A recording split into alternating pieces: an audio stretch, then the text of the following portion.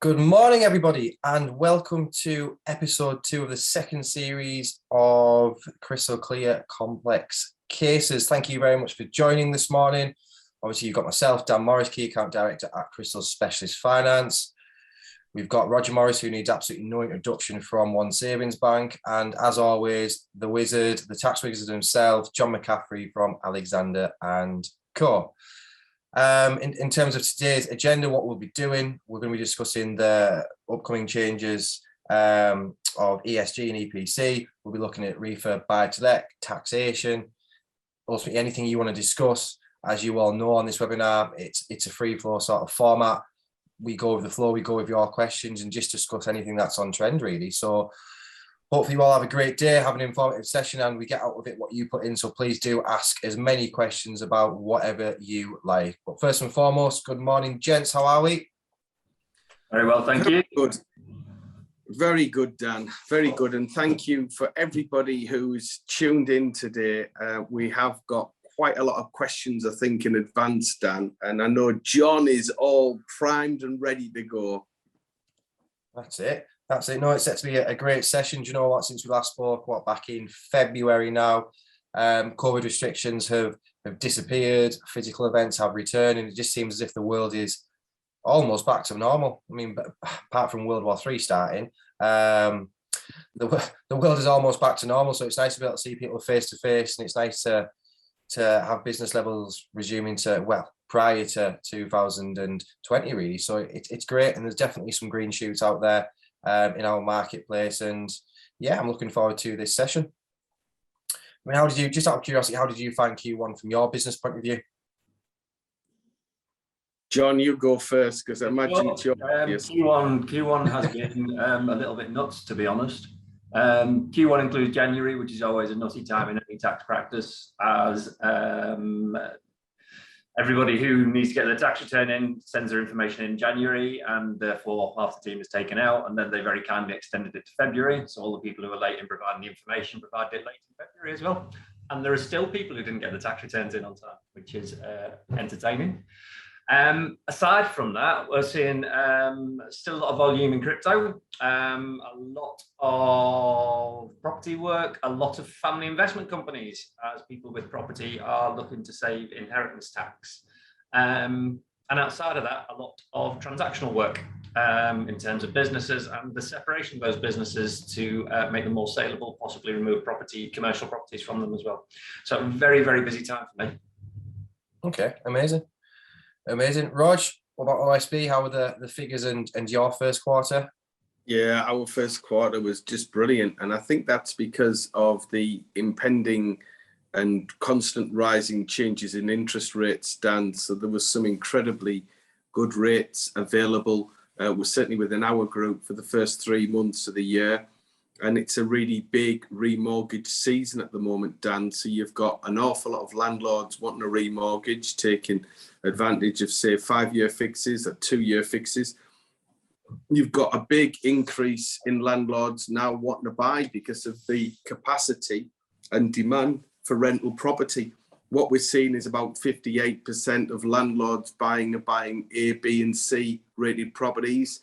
So we are now starting to see a big shift in landlords starting to think of the longevity of a property, its investment, and those impending EPC changes that are potentially being considered in Parliament and the Houses of Lords. I must stress at the moment, as much as we see an awful lot of press coverage that it's going to be C-rated from April 2025, the government so far delayed any further debate over 12 months. And that's because of the huge implications of getting a UK buy-to-let property to a C rating.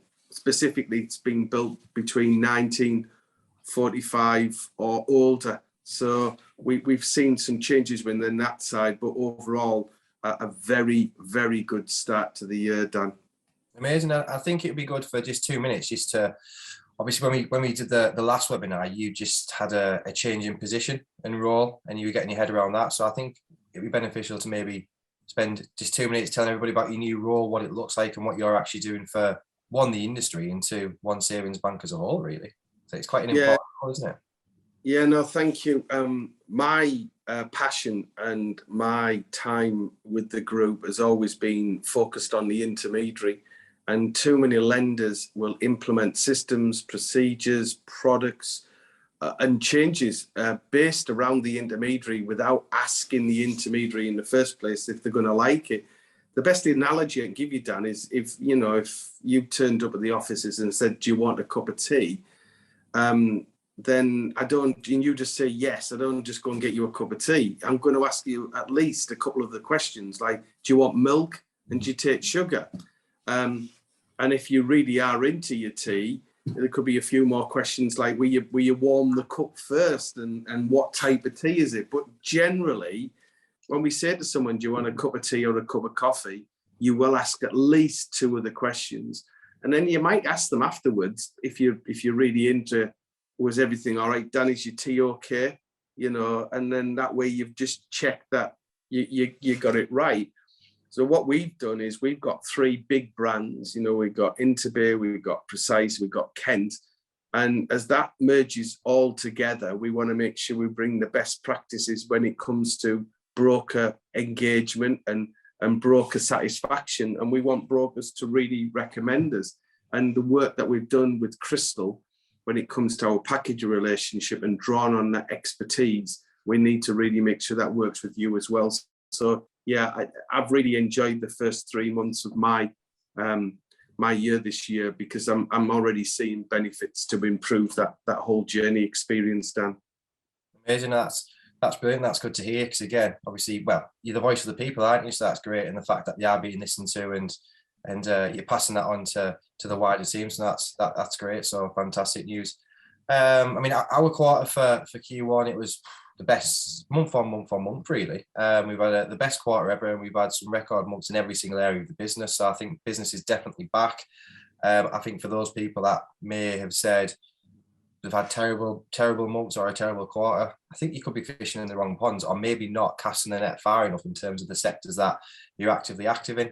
Whether that could be commercial, bridging, development, all them sort of areas. And again, you don't have to be an expert, because that's what people like we're here for. So I'm not going to go into that and do a sales pitch or anything, I suppose, from that side of stuff. But again, if you are already active in certain areas of the market, whether it's vanilla resi, buy to let, or just outside the vanilla space, and you could be missing a trick, is kind of what I would say, because more and more clients at the moment are more specialists than ever. More of these high street lenders are being certainly a lot pickier with their criteria and what clients are accepting. So I think if you don't have these more, I suppose, subprime lenders or challenger banks in your utility, then you could be missing out on a trick. And then for the cases that you've been in, they may not need to be binned. It's just ultimately educating around where they could and can be placed, really. So I'll park that there. But I suppose coming on to ESG, and John will no doubt have a tact view on it. A lot of people are speaking around the buy-to-let space and what that's going to look like. As much as it's not been set in stone, there's obviously a lot of whispers and such going on in the industry, but no one's really touched on commercial. Now, I don't know if you're aware of any of the changes that are coming in for that, but I've heard whispers as well. But there's quite a few clients that obviously have mixed portfolios with commercial properties. And do you know what could potentially be brought in for commercial? Yeah, no, Dan, a really good point. So the legislation that comes into effect from the 1st of April 2023 next year means any new tenancies or existing tenancies now need to ensure, unless the property's got the exemption, that they have an E rating. The exemption for commercial properties is where the tenancy is under 6 months or that the lease extends over 99 years. So currently, when renting a property, if it's a new tenancy, you would have to have that E rating, but this then becomes law for all tenancies on all commercial buildings. When you then move on to the aspirations of the government trying to state that it's looking to move this to a C rating by 2028, what I would say back in the challenge of what's law, so we've got law coming in for commercial, which comes in April next year, which is your E rating. But I think when we've got this at the moment, which is pure consultation on C rating, both for commercial and buy-to-let, we have the oldest housing stock in Europe. and the investigations that I've seen, if you take a Victorian terrace property, so going back to buy to let now, Dan, as a simpler analogy, most people will see a Victorian property is designed to breathe. So you've really primarily, to get it to a C rating, you've done the loft insulation, you've done the combination boiler, you've done the double glazing. Your next real point will be to do external or internal wall insulation as a real potential consideration. So to either put 100 mil 4 inches of insulation on outside your house may destroy the fabric and beauty of a Victorian terrace. But to do it inside, you have to, in effect, create a sealed unit inside those walls, leaving a gap between the wall and the insulation because the property needs to breathe. And that's quite a hard task to do. Not only would you be bringing out your wall about this much into your lounge, but your kitchen area, your kitchen would have to be removed, your bathroom would have to be removed. You'd have to put the tenant up in some form of temporary accommodation that you would have to pay for, but that could be for 3 months. And the estimated costs by Bailey and Garner, one of the UK's leading retrofit experts, is it's about £35,000 to actually do that wall insulation. And that wall insulation is an improvement to the property. And John will come on to a second, which basically that's not like for like. And currently it's not in the government's sort of ability to offset in your tax return. They have brought VAT to zero where you are doing refurbishments, but the overall general larger costs and replacement start to become a real issue. So as a recap, commercial properties from the 1st of April next year need to be at an E rating, and the consultation paper that's now going through Parliament for buy-to-let and for commercial will come to a conclusion. But I think the reason for holding back is there could be as many as 1.5 million families evicted if they did enforce the draconian rules of C rated. But John, from a tax point of view, I know we did pick this up last time, but maybe just to remind people of the rules when it comes to those refurbishment costs, which aren't for a like-for-like repair. Yeah, no, it's very different between a commercial and a residential property, and very different on a commercial and residential business. Residential properties, you only get tax relief for repairs. Yeah. And you only get tax relief for replacement of existing assets, right? A repair in the tax definition is something that brings the thing you're replacing up to a modern equivalent standard. So, for example, a replacement of a window with a double glazed window is a repair, even if it was single glazed before, because that's the modern equivalent standard. What you're doing in what you just described is you're actually adding to the building. So it's structural alteration. It's not repair, it's not replacement of an asset, and there's no tax relief available for that until you sell the property. Yeah. On commercial properties, there's a little bit more leeway, but not when it comes to the structural stuff. So anything that is added to the bricks and mortar and the fabric of the building is generally structural, and the same rule applies. Yeah. You might want to have a little look at the VAT position, because if you're a VAT registered property, you may be able to recover the VAT you incur on that work, which you won't be able to do on a residential property because it's an exempt supply for VAT services, so there's no VAT recovery. But in commercial properties, you get capital allowances on assets that qualify for relief. And you need to keep a really detailed list of the kind of work and the purchases you're making in order to maximize the tax reliefs that you get. The weirdest example I've seen, so the part of the EPC thing might be a replacement of a door, okay? The door itself doesn't qualify for relief. It's deemed to be capital in nature. The ironmongery in the door is mechanical in nature, and you get tax relief for it under capital allowances. Okay. If your improvement included new heating systems, new water systems, electrics, there's tax relief available for all of them. And at the moment, there's something called a super deduction. So it's kind of like plant machinery used in your business. You get 130% relief for that. If it's in a company, partnerships don't count there. The other question in those circumstances that landlords need to have a look at is, are they incurring the cost, or are they helping tenants incur the cost into forms of grants and that kind of thing? Because it's whoever's business it is gets the tax relief. So when you're allocating tax relief in those kind of leasing commercial arrangements, you need to be really careful on fit out generally, but also the responsibilities in these kind of leasing arrangement as to who incurs the cost and therefore who's entitled to the tax relief. I think. Yeah, that works. And Danny, are you seeing anybody coming to you at the moment for funding to do the ESG EPC works to their commercial units, semi-commercial or buy-to-lets? Quite frankly, at the moment, probably not. I'd say the reason being is, as much as green's been a topic for quite a while now, and there's a lot of lenders out there which have green products available, there's not much difference in terms of fees, rates, etc., to kind of warrant the money that's being spent on actually converting and getting these properties up to that kind of lower standard or higher standard, whichever way you want to put it, really. So it's not a question that has been in the forefront of people's minds. The only thing that the conversations that kind of we're having now at the moment with clients or brokers, so to speak, is when they're looking to now fix their clients in for another 5 years on buy-to-let. Typically, you do it 5 years, so obviously you get the ICR and being able to get the max lending available, don't you? So the conversations that we're having is ultimately, look, what is the current EPC rating of the property? This is going to take you obviously now to 2027.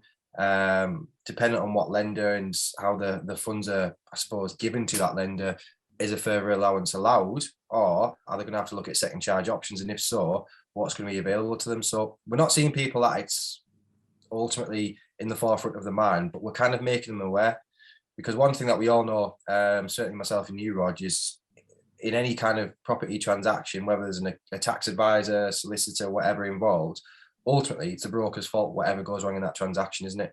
So if we're kind of having the conversations with the brokers now saying, look, if a new tenant comes in place and it's not at this EPC, then you're not going to be able to until the work's carried out. So as it stands, no, there's not many people that are discussing it. But I think, one, because legislation is not being passed, and two, I think everyone's got that much else to think about at the moment. It's kind of put to the back of their minds until something is brought in.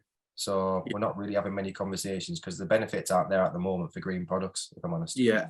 And what I'd say to be clarify on green products, a green product should be there for the benefit of the environment. So when I look at a green product, it's a product to benefit the environment, hence it's a green product.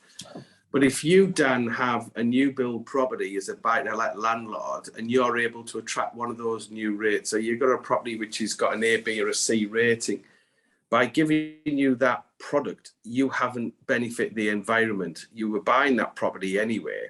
The fact that you can get a slightly cheaper product isn't helping the environment. What it's doing, it's helping the lenders attract more EPC A, B and C ratings to say, look at us, we've got a really impressive sort of energy efficient back book.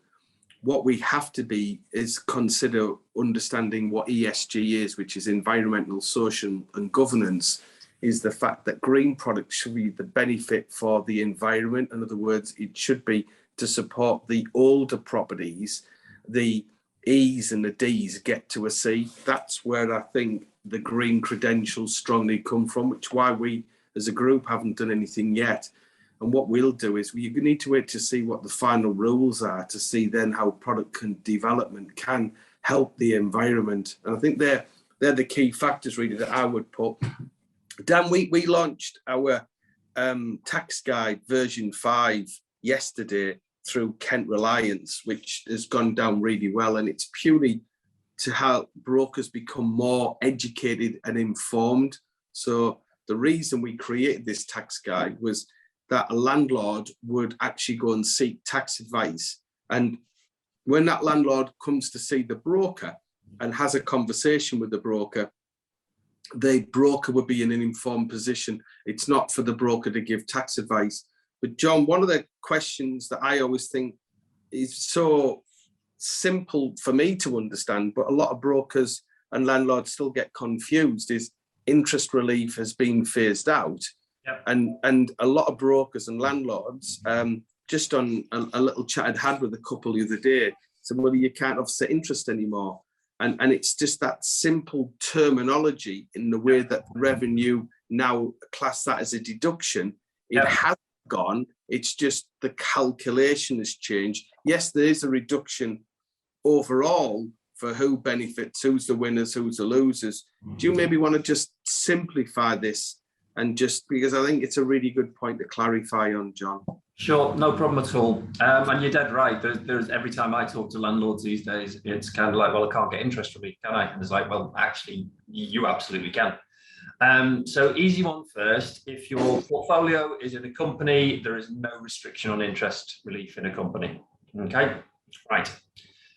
In terms of individuals and partnerships, it is an interest restriction. It's not an interest ban. Yeah. Yeah, and it's restricted to 20% of your interest costs. So, in the good old days, the way you would calculate your taxable profit from a portfolio is you would take your rental income, you would deduct your expenses, such as management fees and repairs and that kind of thing, and you deduct your interest cost. Yeah. That gave you a profit. Yeah. You were taxed on that profit depending on whether it fell in the basic 20%, higher 40%, or additional 45% band. Yeah. Yeah. And you're exactly right. The calculations changed, and the point at which you get your relief has changed. Yeah. So what happens now is you get your rental income, and you deduct your expenses except interest.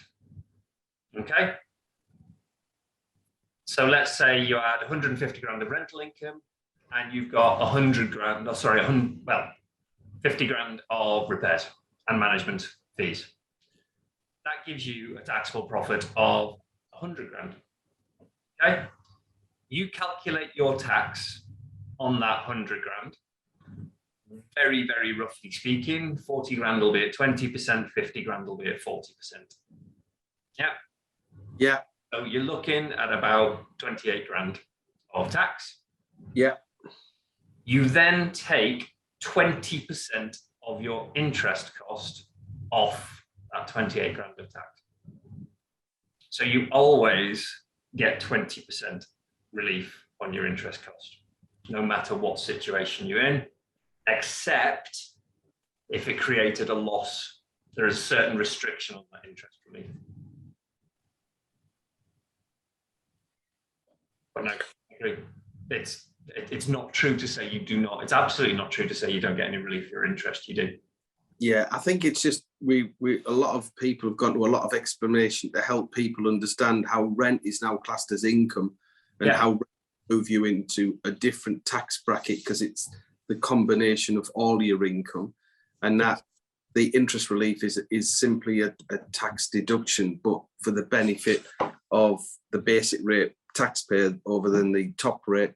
So thank you for that. Dan, what else do you think, what questions have you got, or what do you think is of interest that we need to cover off today? One thing that there's a few things I want to cover off here, and a lot of it's aimed at John. So first and foremost, John, we've got, let's say, no lending involved currently, but, and this is a question that really, for lack of a better word, pisses me off, to be honest. Clients own properties in individual names, right? No mortgages on them. Doesn't even matter about value. They are, transferring is probably a bad word. They are selling them to their limited company for obvious reasons. Mm-hmm. The solicitor, which we hear all the time, can move these properties into a limited company, not at market value, at below market value, £1, zero, gifted it, whatever, and the clients will not have to pay stamp duty on this transaction. Give me your views as best tax advisor, as your banner says. Thank you very much. That's completely untrue. Completely untrue. There's two aspects there that are where the advice is wrong, not just poor, it's wrong. Yeah. The solicitor can, if they wish, move the property in at below market value. That's entirely up to them. It's pointless for reasons I'll come on to, because actually in that circumstance, the individual misses out. If they move it in at below market value, the amount the company owes the individual is reduced. But for tax purposes, there is law that says that property goes in at its market value. So you calculate any capital gain based on the market value, irrespective of what value you actually sell it for, right? So if you're going to pay the tax on it, you may as well be owed the whole value of it that you can do, because you can then pull that value out as a director's loan tax-free in future years. Yeah. In terms of stamp duty land tax, it is the only part of the stamp duty land tax legislation that states that stamp duty land tax is payable on the market value of the property when you transfer a property you own to a company you own or own with other people. It's quite a broad definition, and I don't want to get to the complexities of it right now, but stamp duty land tax is absolutely payable, and companies always pay the additional 3%, right? The only circumstance in which that doesn't apply is if the properties are being transferred from a partnership and there is a good commercial reason to incorporate from that partnership, and the partners and the shareholders are, broadly speaking, the same people. In those circumstances, there is a specific relief that applies that exempts the stamp duty. If people are then thinking, right, I'll just form a partnership and a couple of months later, I will just bang my properties into a company from the partnership and save the stamp duty. Two pieces of law apply. One, if you form the partnership purely to avoid the stamp duty, the revenue will ignore it and charge the stamp duty anyway. Secondly, even if you have a good commercial reason for incorporating after 2 months, the revenue state, or the law states, that you can't incorporate and avoid the stamp duty for a period of at least 3 years from forming the partnership. So, yeah, that point, I come across it all the time as well. There is absolutely stamp duty in the vast majority of cases, and there is capital gains tax at market value in the vast majority of cases. Perfect. Thank you for clearing that up. And another one that came into me, well, it's came in a few times. I know I've spoken to you a few times on it, but from a transactional point of view, we're seeing a lot more clients with the foreign nationals, expats, obviously living overseas, wanting to purchase in the UK. They've been to some sort of seminar overseas, or they've been told that the UK's economy and property market is booming. Obviously, it's a great asset to purchase. You're going to get the capital growth and the rental on it. Now, obviously, we're fine from the transaction point of view. We can help anyone with finance, really. But talk to me about the difference between an expat or a foreign national purchasing a property in the UK and the tax differences or increases that they would incur. Okay, right. So there's a couple of differences, but let's go. For a number of years, say you're an expat already or a non-resident, right? So a non-resident is somebody who's not subject to the UK tax net generally. Okay, they live in different territory and they're subject generally to the tax net in that territory. If they've held properties for a number of years, let's go residential properties to start with, they are subject to capital gains tax on the disposal of those properties, either if they hold them directly or if they're held through a limited company, but only on the value or increase in value of those properties since April 2015. Okay. Yeah. For commercial properties in the similar situation, the date is April 19. Right. So anybody who's offshore would be advised to try and get those values nailed on if they can, because actually it could save them a fairly significant amount of tax in the future if they've held those properties for a long time.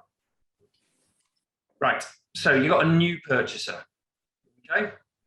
An offshore purchaser to the UK is subject to UK capital gains tax on the disposal of those properties. All right. Mm-hmm. And has to pay an additional stamp duty charge over, if it's a residential property, over and above the additional 3%. So there's a 2% increase in stamp duty for a non-resident purchaser. Property, generally as a non-resident, you're not subject to taxes in the UK, except where it relates to property. So if you hold the properties directly, you are subject to income tax, and you've got a couple of ways of doing that. Technically speaking, and in practice this doesn't happen, but technically speaking, if you are what's called a non-resident landlord, the tenant is required to withhold 20% of the rent and pay it over to the revenue. Unless you've got something called gross payment status, which is authorised by HMRC, in which case you agree to do an annual tax return in order to return the value of your rental income less the expenses, right? Mm-hmm. And you would do that because the tenant withholding 20% from the rent gives you no relief for your expenses. So if you're a non-resident landlord, you want to register for gross payment status, it's called, under the non-resident landlord scheme. That applies whether you are holding residential or commercial properties. Yeah. If you hold property through a UK company, the UK company is taxable as a UK resident company. What you might also want to check is whether, because you're overseas, that overseas territory deems your company to be taxable in their territory as well. So if the UK company tax rate is 19% and you're in somewhere like Spain, say, I think somewhere between 25 and 30%, you might have a top-up tax charge to pay. The final thing that a lot of people don't realise, if you are, and this isn't to do with residence, this is to do with something called domicile. And the difference between residence and domicile, and sorry for getting quite techie on this, residence is where you are resident on an annual basis. So you can move in and out of being UK tax resident by moving around, right?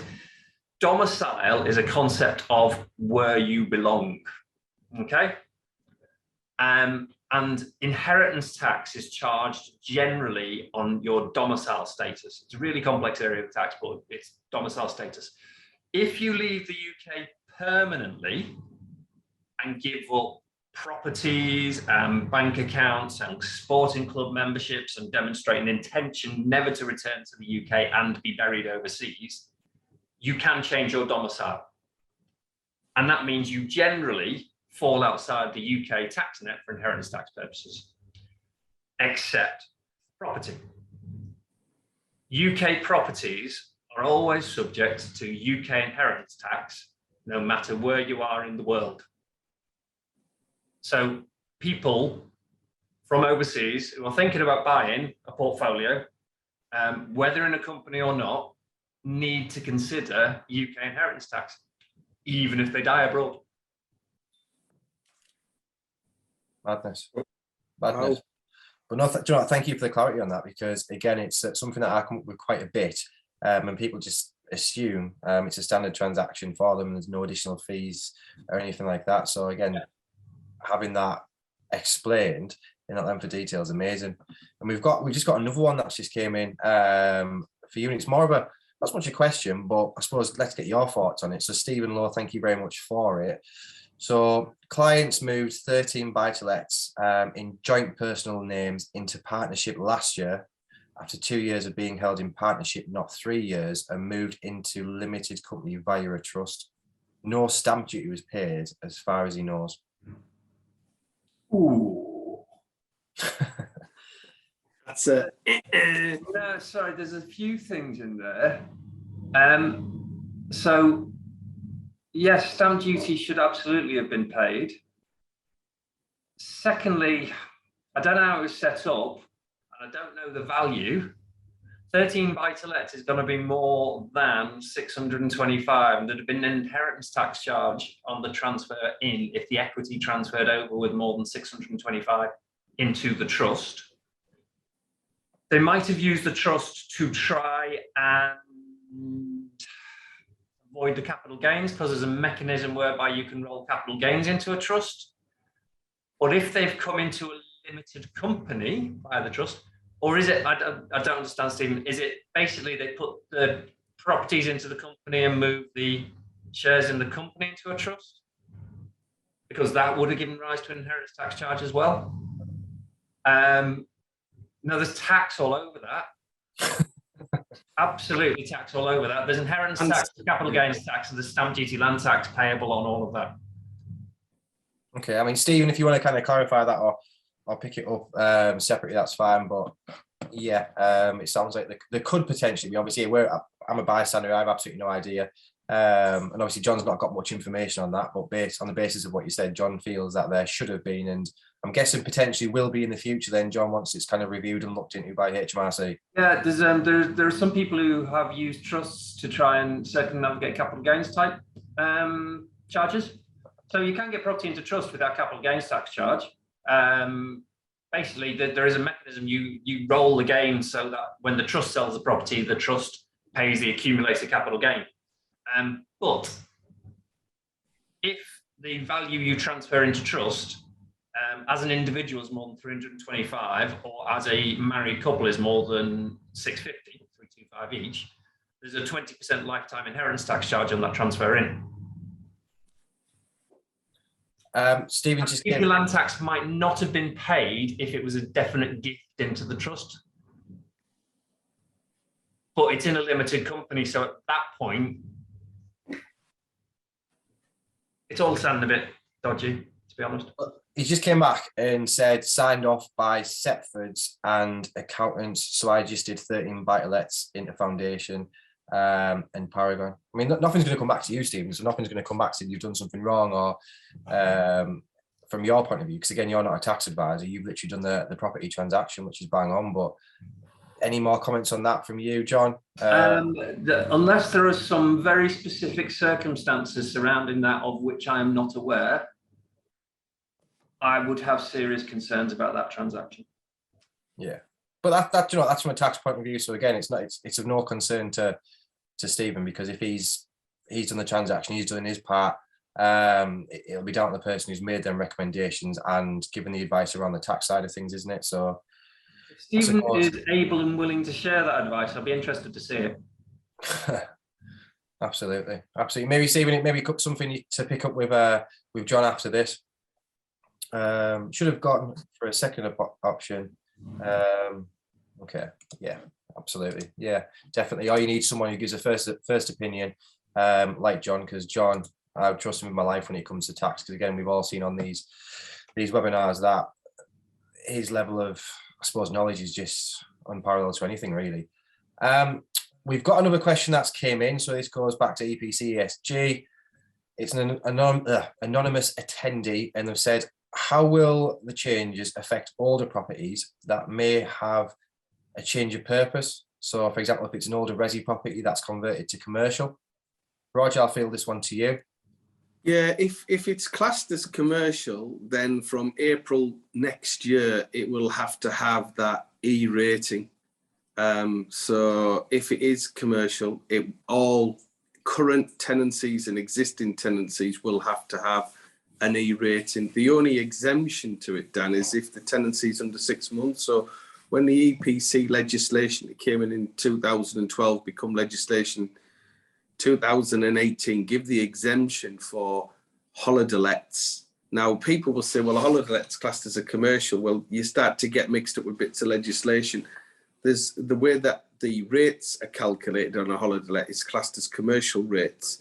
and it's classed as a business, and that's a separate piece of taxation.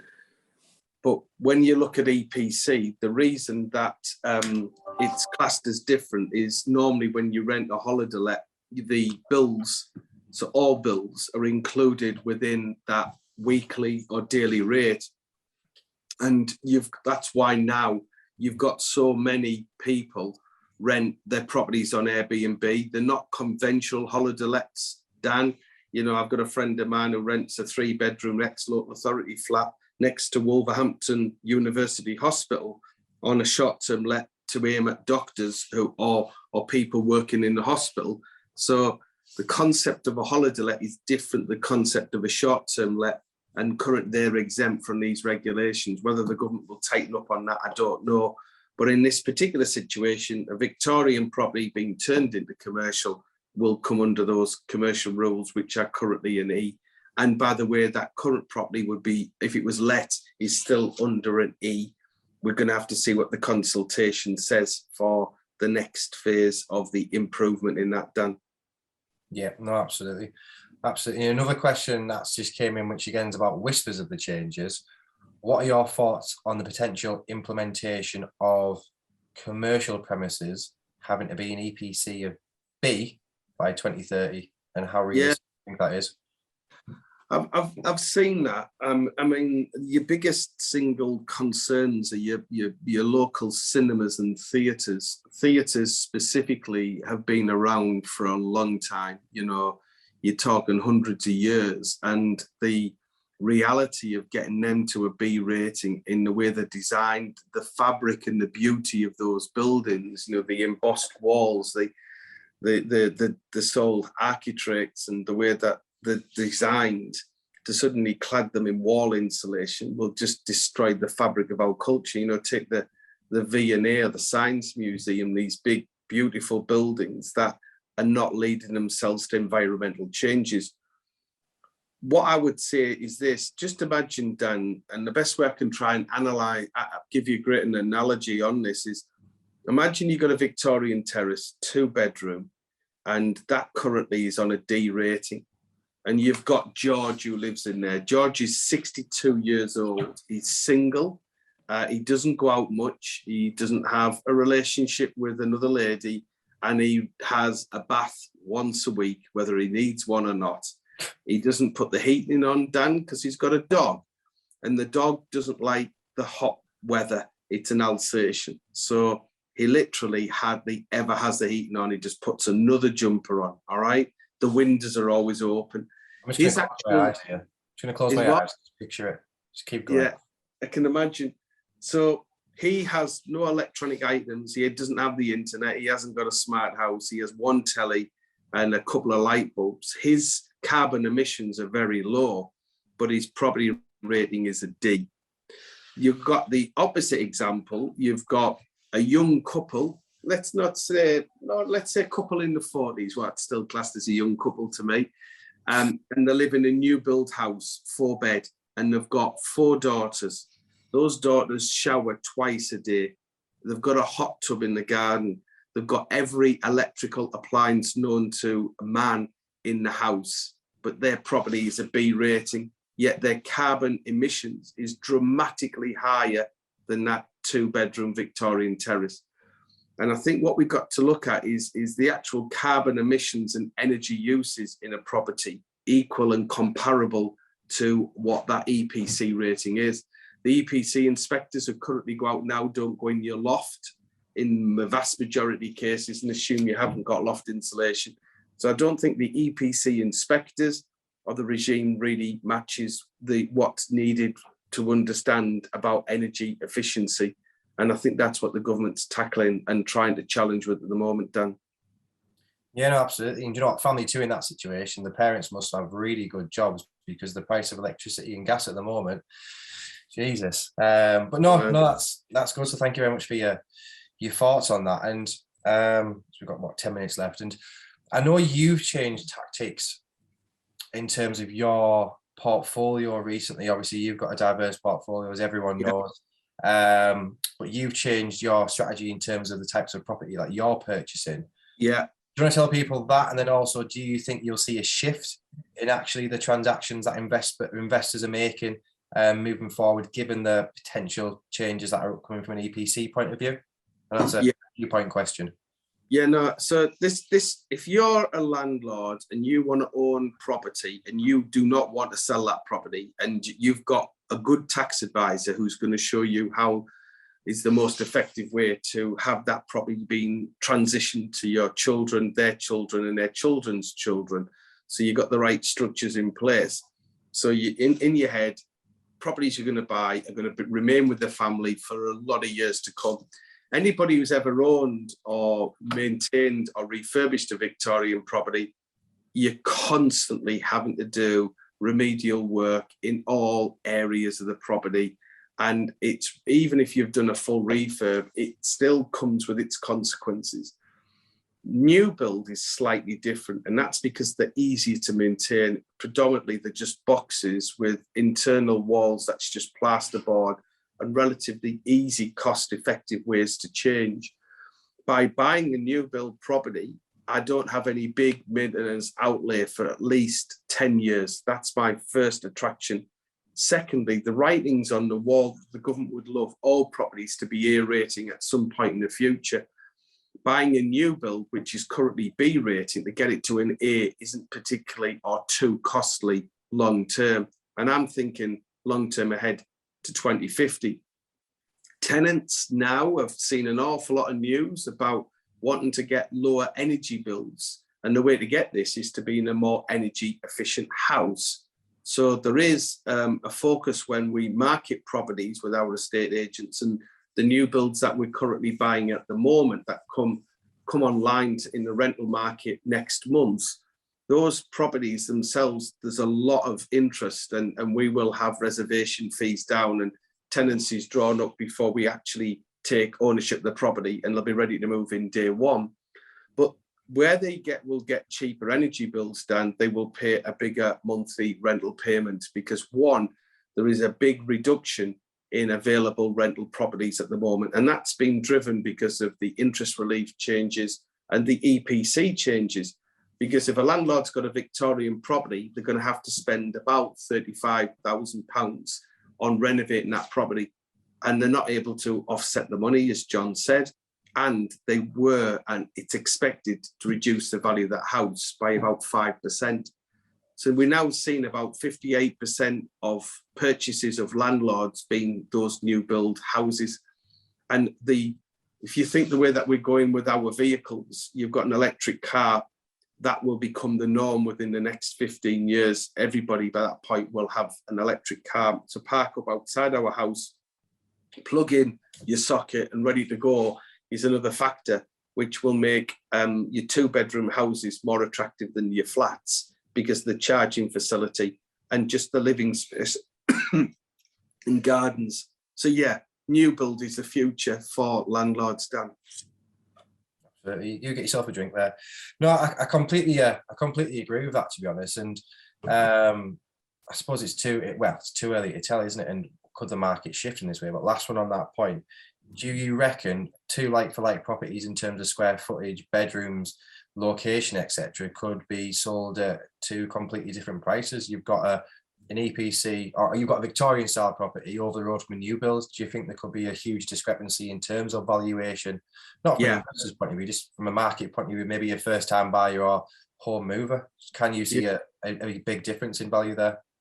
The government's building in what's called a brown discount.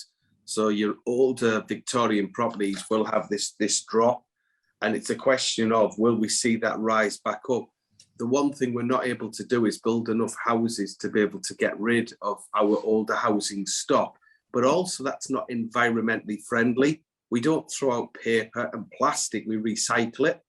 So to be able to take a Victorian property, which technically is more carbon dioxide beneficial to the environment, even at a lower rating, because of the way that that property lives and breathes. So we are at this moment in time, if you're a smart investor at the moment, you go new build because of the maintenance costs, the increase in desire, and because of the uncertainty when it comes to legislation. If you're a landlord who's got a lot of Victorian properties, you're going to hold out. You're going to see what the tax breaks are. Once the findings and the rules become clear, you'd go and sit with someone like Tax John and work out what's the best strategy. It could be you sell your worst property in your portfolio, take the cash out and use that to renovate your other properties. You find out what your exemption limits. We believe it's going to be 10 grand, which means that just about every Victorian Second World War property will just get an exemption and not have to do any work because of that next phase. So we are going to have to see, but what the government has to be very careful of is there is a big demise in the private rental sector, and we're not building any more social housing, and the population is increasing. So that means it'll only drive rents up and make it harder for people to rent, Dan. Yeah, no, I agree. And there's some amazing points in there. So thank you very much for that clarity. And I think that's just about bringing the webinar to an end, to be honest. I mean, John, do you have any more points or anything else you'd like to add on what Rog said there? Usually you've got something you want to chip in with. I think we covered that all earlier. It's very much, I'm very much wait and see. Residential landlords and EPC. I wouldn't be incurring those costs just yet. There's no tax relief available. No, that's it. I think all this, well, all the hearsay and whispers, again, until it's actually brought into play, then that's all it is. It's just talk, isn't it? It's not a rule and it's not set in stone. So what we're seeing at the moment could drastically change, be pushed back or what have you. So yeah, it's a wait and see then as soon as it comes into play. I think, again, it's worthwhile speaking to someone like yourself, or someone who's suitably qualified, but more to the point, actually knows what they're talking about, which again, we've found out today in every session that we've had with yourself over the past year and a half now, that you've got an invaluable amount of knowledge. And again, people need to link up with someone like yourselves. But I think that covers it off nicely, guys. Unless there's any more questions, which I believe there isn't. Yeah, end of another session. I think it's been a very informative session. There's been lots of information to take away and digest there. Everything is very much on trend. It's nice to see that we're all having great starts to the year. And again, I hope everybody that's on from a participant point of view is having a great first quarter. Again, if you're not, speak to us, let us help you, let us help with your market in the areas that you're active in, and ultimately you'll be able to drive your business forward. We're always there to support you wherever we can. That's myself, that's my team at Crystal, and obviously the likes of Rog wanting to listen to you from a product point of view, because One Savings Bank, they've got some really good products, really good brands, but they want to hear from you in terms of what you want to see more of, what's important to you, your clients, and well, to help the market really. And obviously, again, I don't have to say it about John. He's an absolute asset to have on these webinars. He doesn't pay to be on. We don't give him kickbacks for any cases that are referred. It's literally, he wants to come on, educate the marketplace, and just basically want to give a good name for the tax advisors within the industry, because there's so many shit ones out there. There really is. Johnny's amazing and one of the best at what he does within the industry. But that's it from me, guys. Do you want to see your final farewells before we sign off? Have an amazing Easter and stay safe. See you soon. God, it's Easter, isn't it? Yeah, no, that's it. Yeah, stay safe. Have an amazing Easter. Enjoy the long weekend if you're not working, and we will see you hopefully on the next one. Thank you very much. Goodbye. Take care. Yeah.